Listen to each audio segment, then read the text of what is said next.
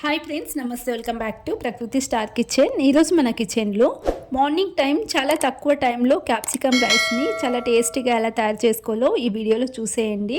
చాలా తక్కువ ఇంగ్రీడియంట్స్తో టేస్టీగా చేసుకోవచ్చు. రెసిపీ నచ్చినట్లయితే ప్లీజ్ లైక్ చేయండి. క్యాప్సికమ్ రైస్ కోసం ఒక బౌల్లో 1.5 గ్లాసు రైస్ తీసుకుంటున్నాను. రైస్ని 2-3 సార్లు శుభ్రంగా కడిగి తీసుకోండి. రైస్ కడిగిన తర్వాత రైస్ మునిగేంత వరకు వాటర్ వేసుకుని ఒక 10 మినిట్స్ రైస్ని పక్కన పెట్టేసుకోండి. ఒక 10 మినిట్స్ నానితే సరిపోతాయి. తర్వాత స్టవ్ పైన కుక్కర్లోకి ఇక్కడ 2 స్పూన్ల ఆయిల్ వేసుకుంటున్నాను. అలాగే 2 స్పూన్ల నెయ్యి కూడా వేసుకోవచ్చు. తర్వాత ఆల్ గరం మసాలా స్పైసెస్ వేసుకోండి. పలావ్కి వేసుకుంటాం కదా, అదేవిధంగా స్పైసెస్ని వేసుకుని లో ఫ్లేమ్లోనే ఫ్రై చేసుకోవాలి. ఇవి కొద్దిగా ఫ్రై అయిన తర్వాత ఇందులో 2 మీడియం సైజు ఉల్లిపాయలను పొడవుగా కట్ చేసి వేసుకుని ఉల్లిపాయ బ్రౌన్ కలర్ వచ్చేంత వరకు ఫ్రై చేసుకోవాలి. మరీ ఎక్కువగా ఫ్రై అవ్వకుండా ఈ విధంగా ఫ్రై అయితే సరిపోతుందండి. ఇప్పుడు మిక్స్ చేసుకుని నెక్స్ట్ ఇందులోనే 4 పచ్చిమిర్చిని పొడవుగా కట్ చేసి వేసుకుని మిక్స్ చేసుకోండి. తర్వాత 1 టీ స్పూన్ అల్లం వెల్లుల్లి పేస్ట్ వేసుకుంటున్నాను. అల్లం వెల్లుల్లి పేస్ట్ లేకపోయినా అల్లం వెల్లుల్లి 2 దంచి కూడా వేసుకోవచ్చండి. ఇది కొద్దిగా పచ్చివాసన పోయేంత వరకు ఫ్రై చేసుకోవాలి. నెక్స్ట్ ఇందులోనే ఒక 1/4 కప్పు బఠానీ వేసుకుంటున్నాను, పచ్చి బఠానీ. అలాగే ఒక మీడియం సైజు క్యాప్సికమ్ని పొడవుగా కట్ చేసి వేసుకోండి.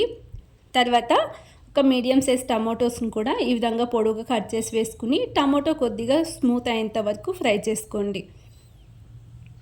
మీడియం ఫ్లేమ్లోనే ఒక 2 మినిట్స్ ఫ్రై చేసుకుంటే సరిపోతుంది. ఈ విధంగా టమాటో కొద్దిగా మగ్గిన తర్వాత ఇందులోనే నేను 1 teaspoon red chilli powder వేసుకుంటున్నాను. ఆల్రెడీ పచ్చిమిర్చి వేసుకున్నాం కాబట్టి 1 టీ స్పూన్ సరిపోతుందండి. తర్వాత 1 టీ స్పూన్ ధనియాల పౌడర్, అలాగే ఒక 1/4 టీ స్పూన్ గరం మసాలాను వేసుకుని లో ఫ్లేమ్లోనే ఫ్రై చేసుకోవాలి. మరొక 2 నిమిషాల పాటు లో ఫ్లేమ్లోనే ఈ మసాలాను ఫ్రై చేసుకోండి. ఇలా చాలా సింపుల్గా ప్రిపేర్ చేసుకోవచ్చండి. క్యాప్సికమ్ రైసు చాలా టేస్టీగా ఉంటుంది. నెక్స్ట్ 1.5 గ్లాస్ రైస్కి 3 గ్లాస్ వాటర్ వేసుకుంటున్నాను. మీరు 1 గ్లాస్ రైస్ అయితే 2 గ్లాస్ వాటర్, 2 గ్లాస్ రైస్ అయితే 4 గ్లాస్ వాటర్ ఈ విధంగా వేసుకోండి. తర్వాత రుచికి సరిపడా సాల్ట్ను వేసుకుని ఈ ఎసురు మరిగించుకోవాలి.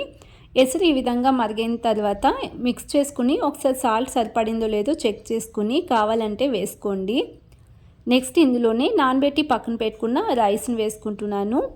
రైస్ నానబెట్టుకోకపోయినా డైరెక్ట్గా కూడా వేసుకోవచ్చండి, కుక్కర్లో చేసుకుంటాం కాబట్టి. ఒకసారి మిక్స్ చేసుకుని కుక్కర్ మూత క్లోజ్ చేసేసి 2 విజిల్ రానివ్వండి. 2 విజిల్ వచ్చిన తర్వాత కుక్కర్ ప్రెషర్ నార్మల్గా పోయిన తర్వాత ఓపెన్ చేసుకోవాలి.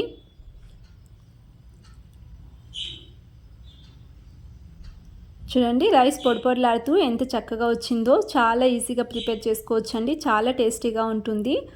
మార్నింగ్ టైం చాలా తక్కువ టైంలో లంచ్ బాక్స్కి ప్రిపేర్ చేసుకోవచ్చండి. ఇది చల్లారిన తర్వాత కూడా చాలా రుచికరంగా ఉంటుంది రైసు. ఒకసారి ఈ విధంగా ట్రై చేసి మీకు ఎలా కుదిరిందో తప్పకుండా కామెంట్ సెక్షన్లో తెలియచేయండి. Thanks for watching the video.